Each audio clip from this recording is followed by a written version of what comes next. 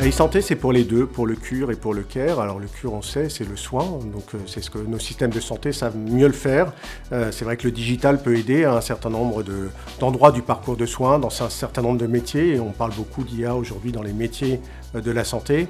Mais le plus intéressant, c'est pour le care, c'est pour la prévention. Le care, la prévention repose sur énormément de data, notamment de data concernant les comportements, la donnée de vie réelle, comme on appelle ça, qui est captée par un certain nombre de dispositifs, y compris des dispositifs grand public, comme des montres, des bagues, des bracelets qu'on peut avoir.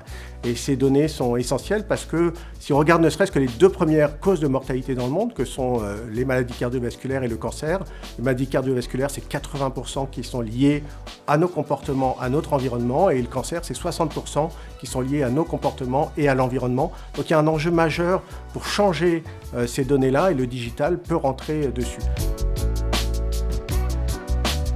Alors c'est un message que je passe depuis quelques années. Effectivement, la e-santé, on peut vivre dessus, mais on ne peut pas vivre de ça. Alors ça n'a rien de négatif, hein, vivre dessus, c'est pas péjoratif. Effectivement, c'est important d'avoir eu depuis 10 ans beaucoup de formations, beaucoup de conférences, beaucoup de partage, de documentation autour de cette e-santé pour faire monter la maturité, l'éducation sur le sujet.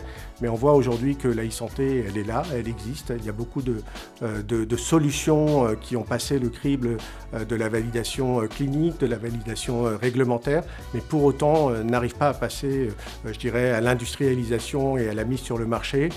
Donc c'est très difficile de vivre de ça aujourd'hui dans la e-santé. Ça fait 2 ans que je suis dans une start-up pour pouvoir justement apprécier un petit peu cette difficulté. On a un vrai problème du dernier kilomètre, comment faire la promotion, comment développer l'adoption et les usages. C'est vraiment l'enjeu des prochaines années si on veut réussir la e-santé, c'est faire en sorte d'en faire quelque chose de concret, d'opérationnel et une réalité, en tout cas pour tout l'écosystème de santé.